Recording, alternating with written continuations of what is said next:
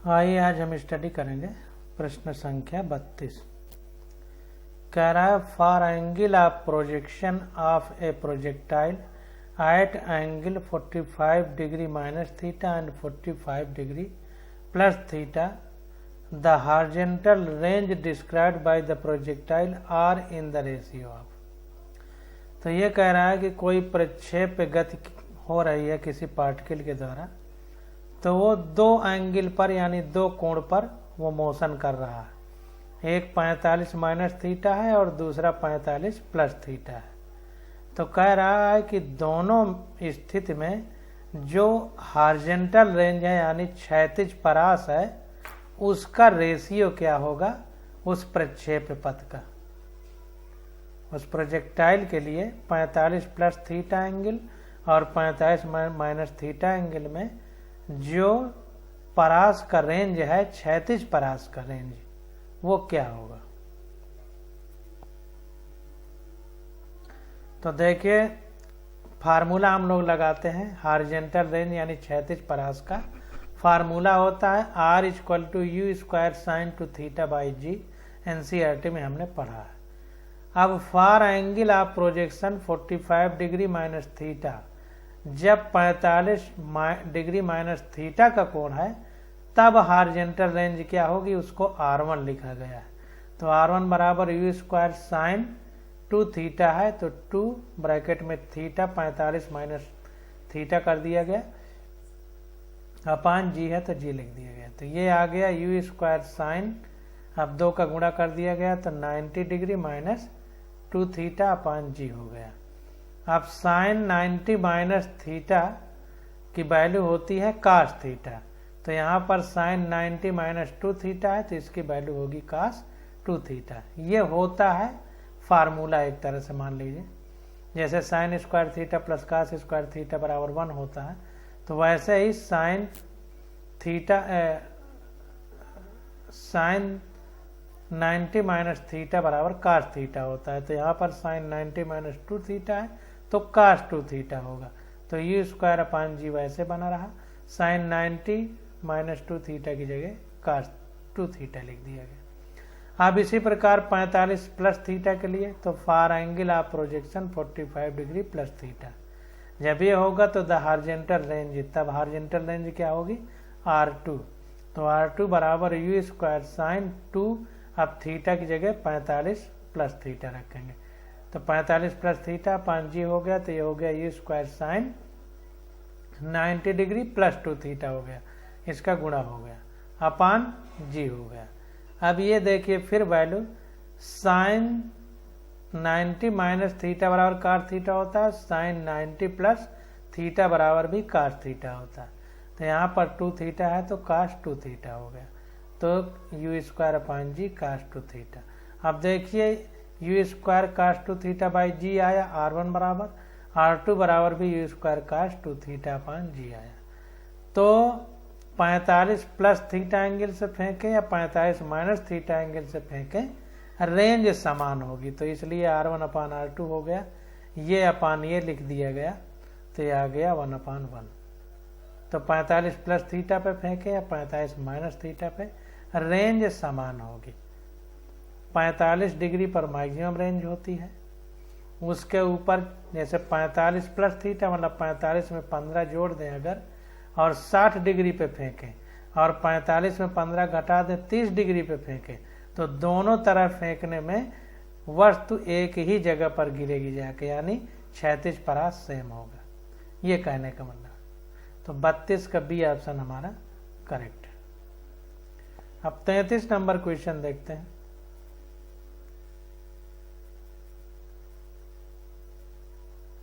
तैतीस number question में कह रहा है कि a particle A is dropped from a height and another particle B is projected in horizontal direction with speed of 5 metre per second from the same height, then correct statement is.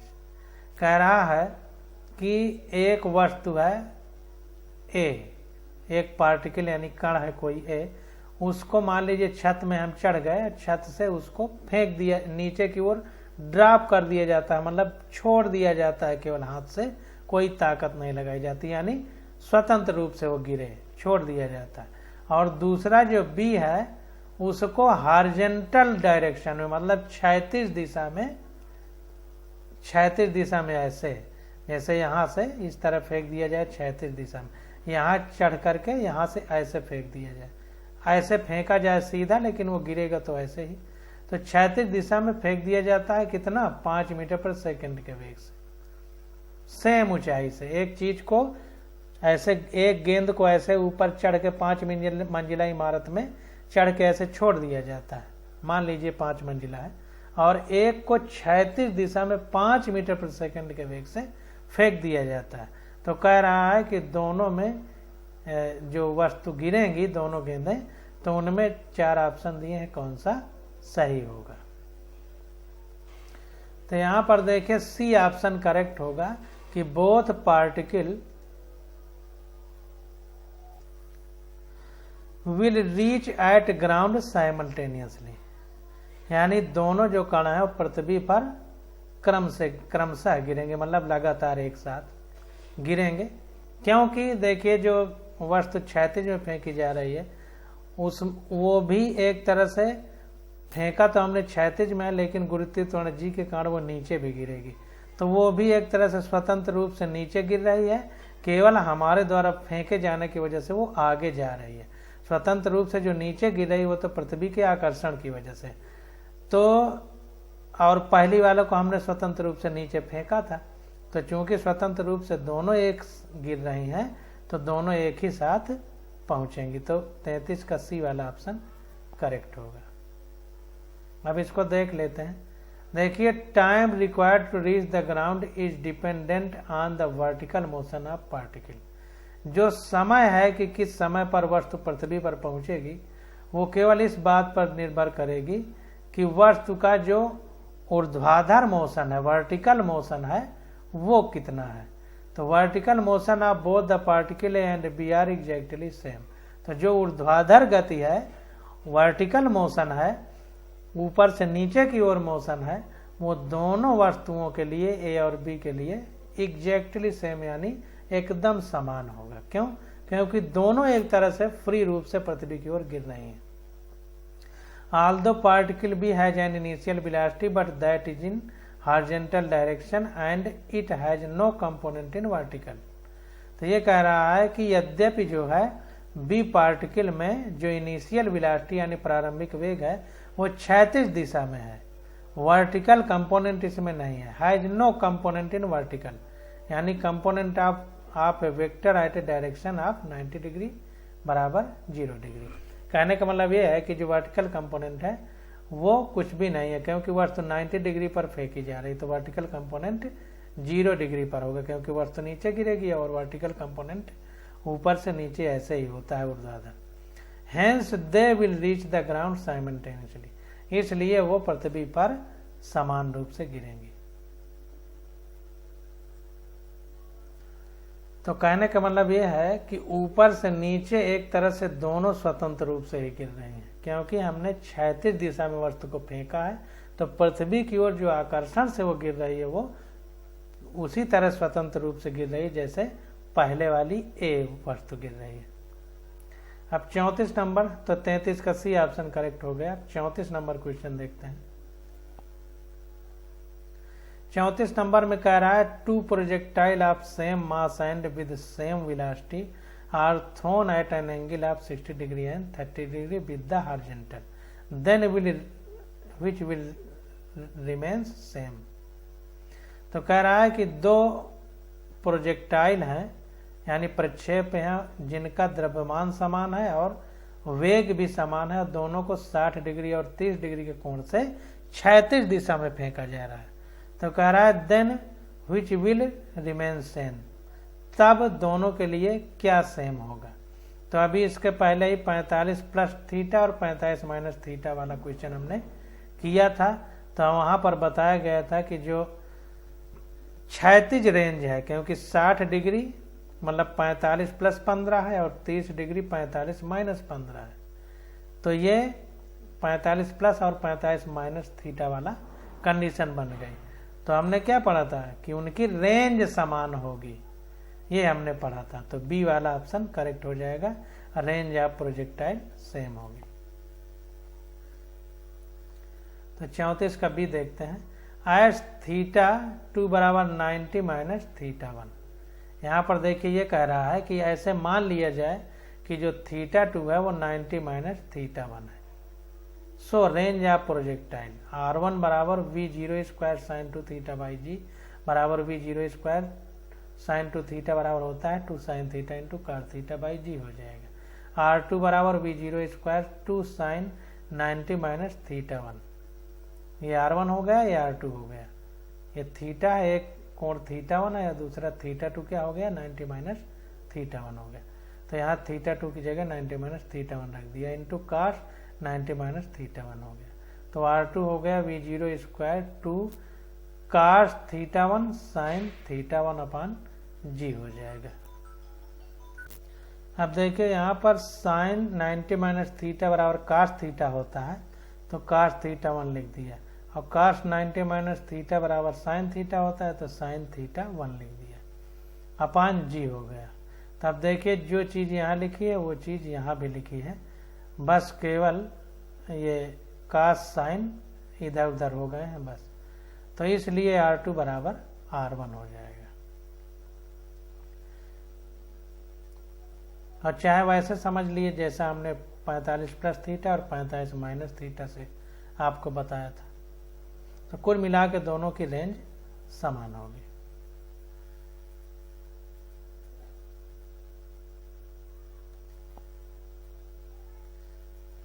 अब 35 number question देखते हैं।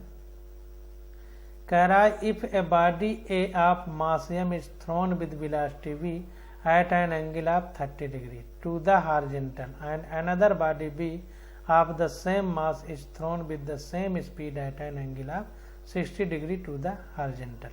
तो कह रहा है the ratio of horizontal range of A to B will be। फिर same वैसा equation है।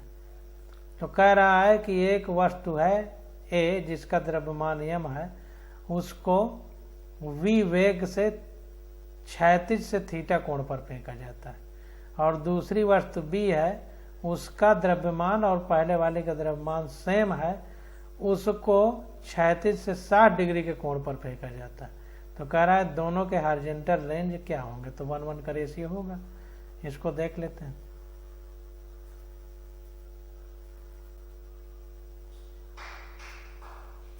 तो यहाँ पर देखिए for the given velocity of projection u the horizontal range is the same for the angle of projection theta and 90 minus theta. अगर एक angle को थीटा मानेंगे, मान लीजिए थीटा है, तो दूसरे के लिए ये चूंकि पूरा कोण 90 है तो ये कोण लिया जाएगा तो 90 माइनस थीटा हो जाएगा।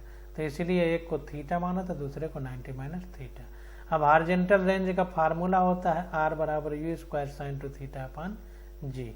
तो फॉर बॉडी ए वस्तु के लिए क्या हो जाएगा RA equal to U square sine 2, पहले के लिए थीटा कितना है 30 डिग्री, तो 30 डिग्री रख दिया गया अपान जी, तो ये हो गया U square sign 60 degree upon जी। अब फॉर बॉडी बी यानी बी वस्तु के लिए RB बराबर फिर यही फार्मूला लग जाएगा U square sine 2 theta upon g. तो इस बार थीटा 60 डिग्री है, पहले में 30 है दूसरे में 60 है, तो 60 डिग्री रख दिया गया अपान जी। तो RB बराबर U square sine 120 degree upon g बराबर U square sine 180 degree minus 60 degree upon g. क्यों? क्योंकि साइन 2 थीटा है एक तरह से ये, तो साइन 120 डिग्री है तो इसको 180 में 60 घटाएंगे तो 120 ही आएगा, तो 180 डिग्री माइनस 60 डिग्री कर दिया गया। तो साइन 180 माइनस थीटा बराबर साइन थीटा होता है। साइन 90 माइनस थीटा बराबर कास थीटा होता था, साइन 180 माइनस थीटा बराबर साइन थीटा होता है। तो इसलिए साइन 180 माइनस 60 डिग्री, तो साइन थीटा की जगह 60 है तो 60 डिग्री हो जाएगा अपान जी हो जाएगा। तो the range is the same. अब देखिए ये और ये एक ही बात हो गई, तो RA और RB बराबर हो गए। तो the range is the same whether the angle is theta and R 90 minus theta. तो यही कह रहा है कि जो क्षैतिज परास है वो सेम होगी कोण चाहे थीटा हो या 90 माइनस थीटा हो। तो the ratio of range is 1:1, यानी क्षैतिज परास का जो अनुपात है वो क्या हो जाएगा, 1:1 हो जाएगा।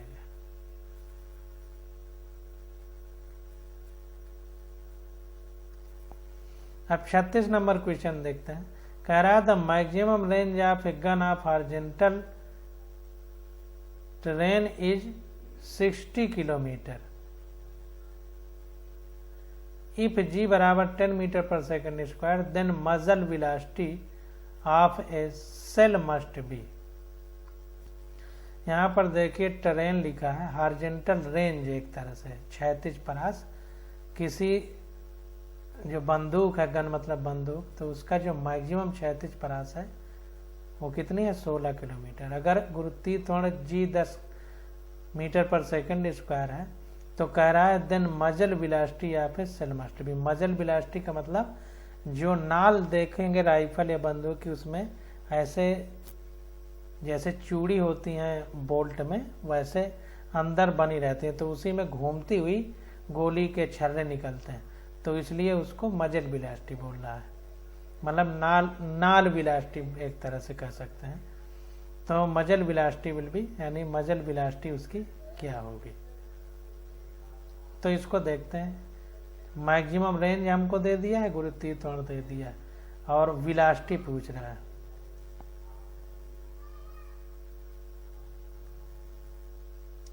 तो यहाँ पर देखिए हॉरिजॉन्टल रेंज का फार्मूला होता है, जो दिया है वही फार्मूला लगाना। तो r बराबर u square sine two theta upon g। अब देखिए हमको मैक्सिमम रेंज दिया गया है क्वेश्चन में, अधिकतम परास। तो मैक्सिमम रेंज किस कोण पर होता है, थीटा बराबर 45 डिग्री पर अधिकतम परास होता है। तो हम मान के चलेंगे कोण 45 डिग्री पर बंदूक को दागा गया, तो थीटा यहाँ पर 45 डिग्री रखेंगे। तो जब 45 रख देंगे तो 45 × 2 तो साइन 90 का मान 1 होता है, तो केवल u स्क्वायर अपॉन g बचेगा। तो rm यानी मैक्सिमम रेंज यानी अधिकतम परास बराबर u स्क्वायर अपॉन g हो जाएगा। तो व्हेन u बी द मजल वेलोसिटी ऑफ सेल, यहाँ पर u जो है, जो हमारी सेल है यानी अंदर जो ऐसे ऐसे धारी बनी है नाल में, तो उसकी मजल वेलोसिटी है जो u है। तो अब मैक्सिमम रेंज हमारी अधिकतम परास 1600 मीटर दिया है, 16 किलोमीटर दिया है, उसको मीटर में बदलेंगे तो 1600 मीटर आ जाएगा।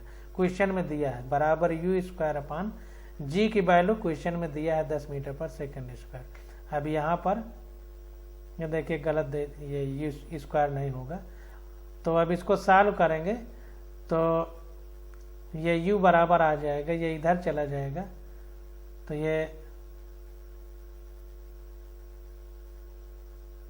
ये पहले इसको यहीं रहने दीजिए। तो ये स्क्वायर है, तो ये एक तरह से 40 हो जाएगा, 40 का स्क्वायर 1600 होता है, तो 40 हो जाएगा, और ये 10 का गुणा होगा तो 400, तो u बराबर 400 मीटर प्रति सेकंड हो जाएगा। यही हमारा आंसर हो जाएगा।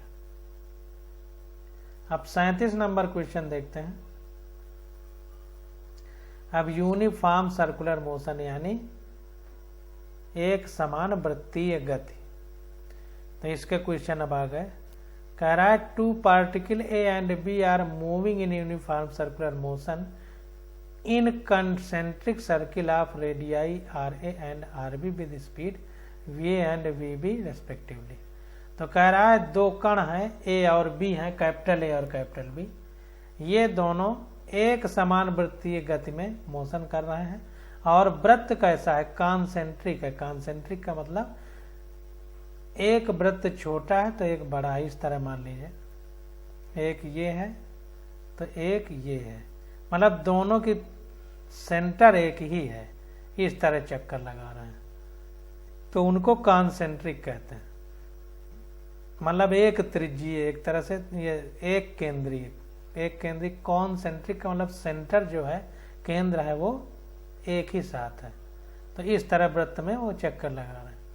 तो एक की त्रिज्या आर ए है, दूसरे की आर बी है। कह रहा है their time period of rotation is the same, उनके चक्कर लगाने का जो समय है वो समान है, मतलब दोनों समान समय में एक एक चक्कर लगा लेते हैं। जैसे मान लीजिए यहाँ आया ये वाला, तो वो वाला यहाँ आ जाएगा, उतने ही समान समय में एक एक चक्कर यहाँ से शुरू किए तो एक चक्कर लगाने में ये जितना बी वाला समय लगेगा उतना ही ए वाला। तो कह रहा है the ratio of angular speed of A to that of B will be, मतलब ए और बी का जो कोणीय वेग है, एंगुलर स्पीड मतलब कोणीय चाल जो है उसका रेशियो क्या होगा।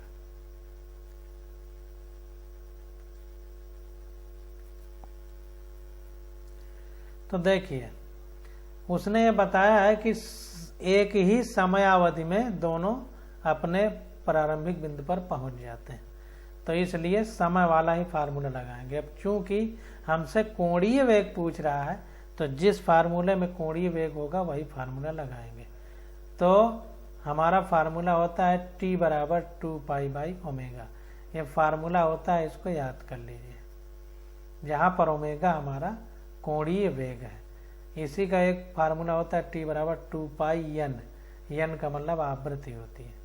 तो अब चूंकि हमको बता दिया है कि वस्तु ए और बी समान समय में एक चक्कर लगा लेती हैं, तो समय को समान माना गया, तो दोनों के एक चक्कर लगाने का जो समय होता है उसी को आवर्तकाल कहते हैं, उसको कैपिटल टी से लिखते हैं। तो ये एक तरह से आवर्तकाल का फार्मूला है।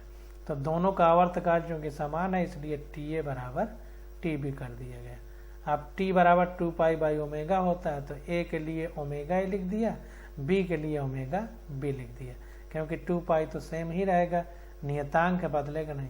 तो ये कट गया, तो जब ये कट जाएगा तो ओमेगा b/ओमेगा ए बराबर 1/1 आ जाएगा, यानी कोणीय चाल का रेशियो 1:1 होगा। जाहिर सी बात है कि जब एक ही समय में चक्कर लगा के पहुंच जाते हैं तो इसका मतलब कोणीय चाल समान होगी, क्योंकि चक्कर तो कोण में लगा रहा है ना, वृत्त में कोण होता है, तो कोणीय चाल समान होगी, इसलिए रेशियो 1:1 आ गया।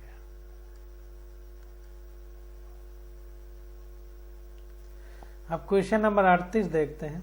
कह रहा है पार्टिकल स्टार्टिंग फ्रॉम रेस्ट, एक कण है वो स्थिर अवस्था से चलना प्रारंभ करता है, moves in a circle of radius R, और वो एक सर्किल में वृत्ताकार मतलब वृत्त में घूम रहा है जिसकी त्रिज्या r है। It attains a velocity of v0 metre per second in the nth round, वो जो पार्टिकल घूम रहा है r त्रिज्या के वृत्ताकार पथ में, वो v0 वेलोसिटी प्राप्त करता है कितने nth चक्कर में। तो कह रहा है it's angular velocity acceleration will be, तो इसका कोणीय त्वरण क्या होगा। इस बार एंगुलर एक्सीलरेशन कोणीय त्वरण पूछ रहा है, पहली बार कोणीय चाल की चर्चा की थी। तो इसको देख लेते हैं, सीधा फार्मूले लगाना है और कुछ नहीं। तो देखिए distance travelled in nth round is, nth round में वो कितना दूरी तय करेगा।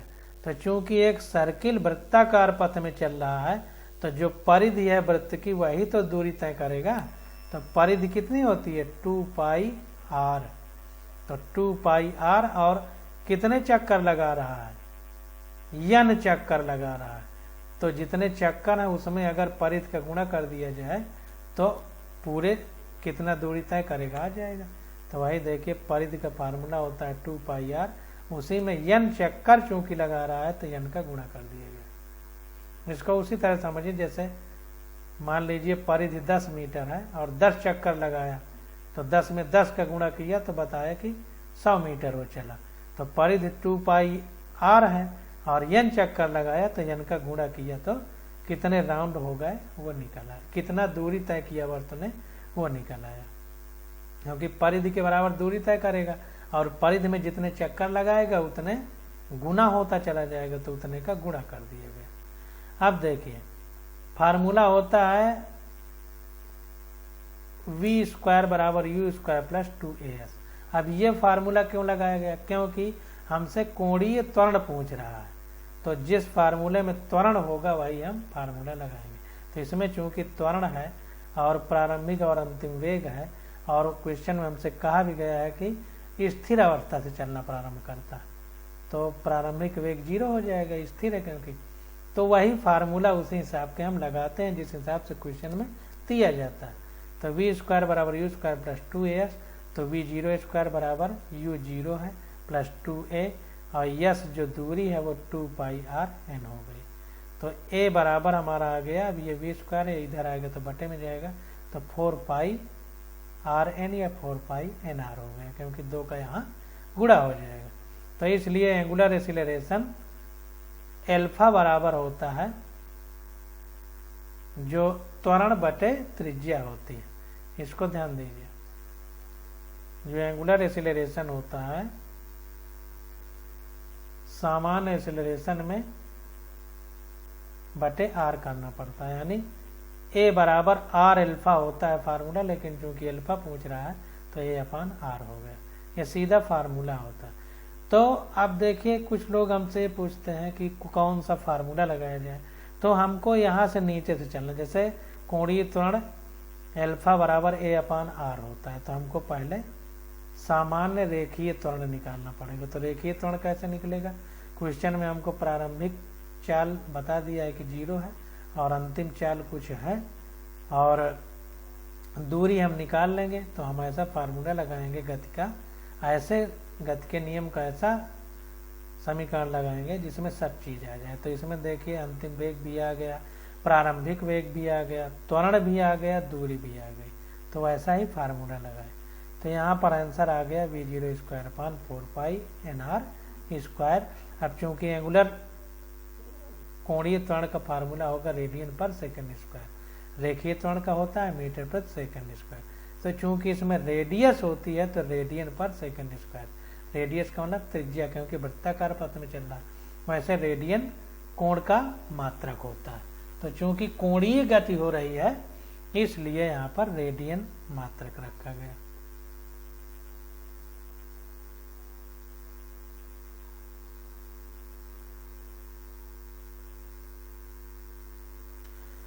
अब 39 नंबर क्वेश्चन देखते हैं।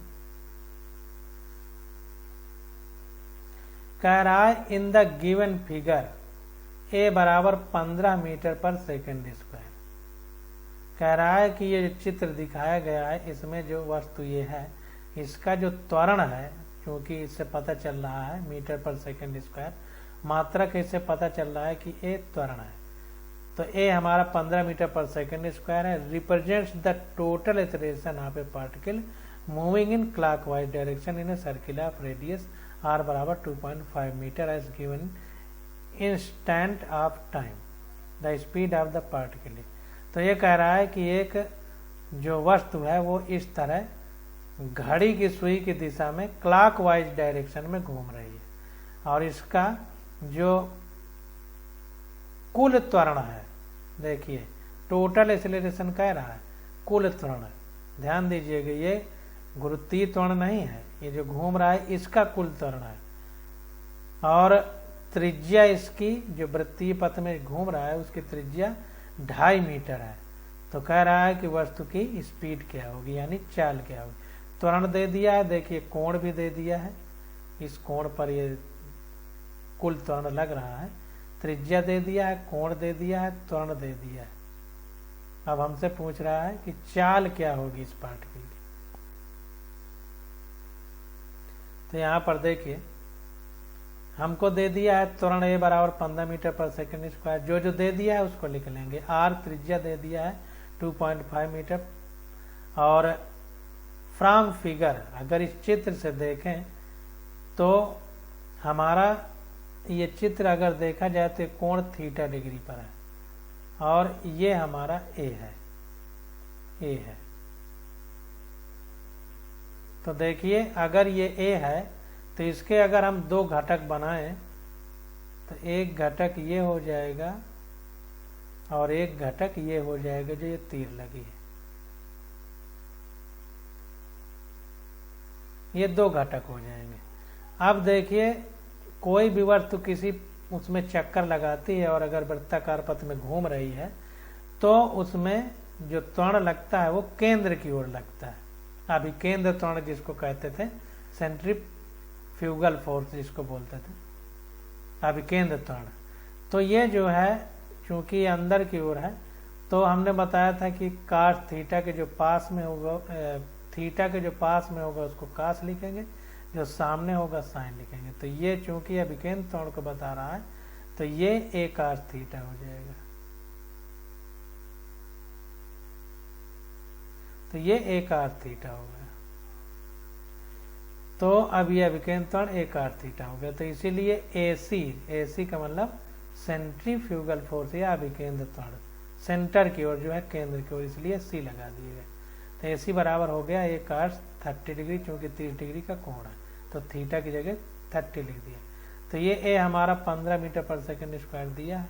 cos 30 का मान होता है √3/2।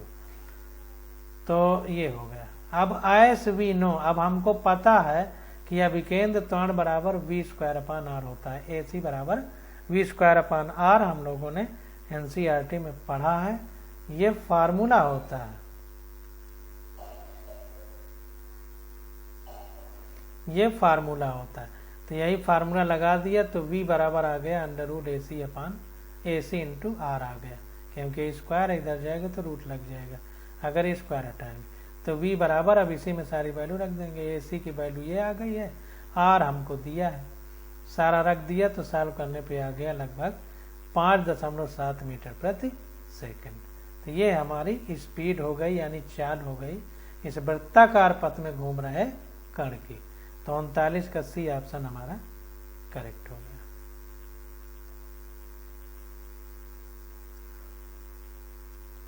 अब क्वेश्चन नंबर 40 देखते हैं। कह रहा है particle move with circle of radius 5 centimetre with constant speed and time period 0.2 pi second. तो कह रहा है the acceleration of the particle is, तो कह रहा है एक कण है कोई, वो 5 सेंटीमीटर की त्रिज्या वाले पथ में घूम रहा है कांस्टेंट स्पीड से, एक समान गति से, और उसका टाइम पीरियड क्या है, यानी एक चक्कर लगाने का समय कितना है, यानी आवर्त काल कितना है, ये कह सकते हैं 0.2 पाई सेकेंड। टाइम पीरियड को हिंदी में आवर्त काल कहते हैं, कितना है 0.2 पाई। तो r दे दिया है हमको, कैपिटल T दे दिया है। अब कह रहा है the acceleration of particle, particle का त्वरण कितना होगा ये हमसे पूछ रहा है।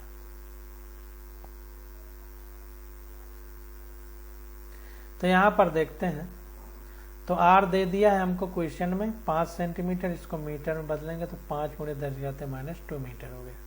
टाइम पीरियड यानी आवर्त काल दे दिया है, कैपिटल T बराबर 0.2 पाई सेकेंड। अब हमसे त्वरण पूछ रहा है।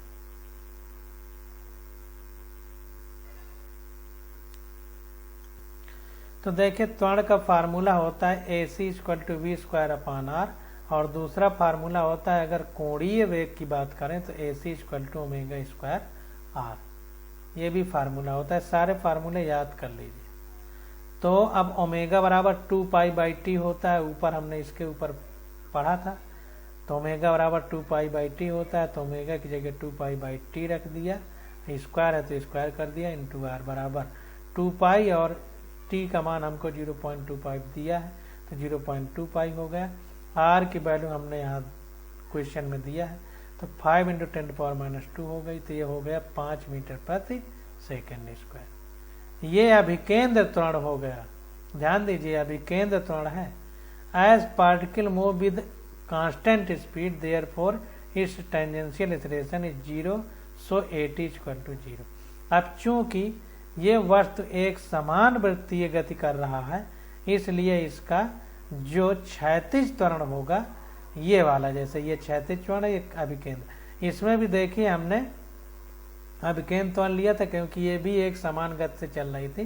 तो इस क्षैतिज त्वरण की हम लोग बात नहीं किए थे। टेंजेंशियल एक्सेलरेशन स्पर्श रेखीय त्वरण, क्षैतिज नहीं स्पर्श रेखीय, टेंजेंशियल का मतलब स्पर्श रेखीय। तो चूंकि एक समान गति कर रही है तो स्पर्श रेखीय त्वरण नहीं होगा, तो इसलिए AT बराबर 0 होगा। तो चूंकि एक केंद्र की ओर है एक क्षैतिज की ओर, तो बीच का कोण 90 डिग्री है। तो ये कोण है इसका स्क्वायर प्लस ये AT का स्क्वायर, उसका रूट निकालेंगे तब परिणामी आएगा। तो AT चूंकि 0 है तो हम सीधा इसको भी लिख सकते हैं। तो the acceleration of particle is, तो पार्टिकल का एक्सेलरेशन कितना होगा यहाँ पर देखिए निकाला है। तो वही रिजल्टेंट जो परिणामी होगा, तो A बराबर अभिकेंद्र वाला प्लस स्पर्श रेखीय त्वरण, तो AC² + AT²। अब चूंकि ये 0 है तो इसका भरी होगा, तो √5 का स्क्वायर यानी 25 हो जाएगा, 25 का रूट करेंगे तो 5 आ जाएगा। तो AC बराबर 5 metre per second square. It acts towards the centre of circle, और ये अभिकेंद्र यानी केंद्र की ओर उस वृत्त के काम करेगा ये त्वरण, इसीलिए इसको अभिकेंद्र त्वरण भी कहते हैं। तो इस प्रकार से 40 नंबर क्वेश्चन तक हम लोगों ने कर लिया है। अब 41 नंबर क्वेश्चन हम लोग अगले लेक्चर में स्टडी करेंगे। आज बस यहीं तक।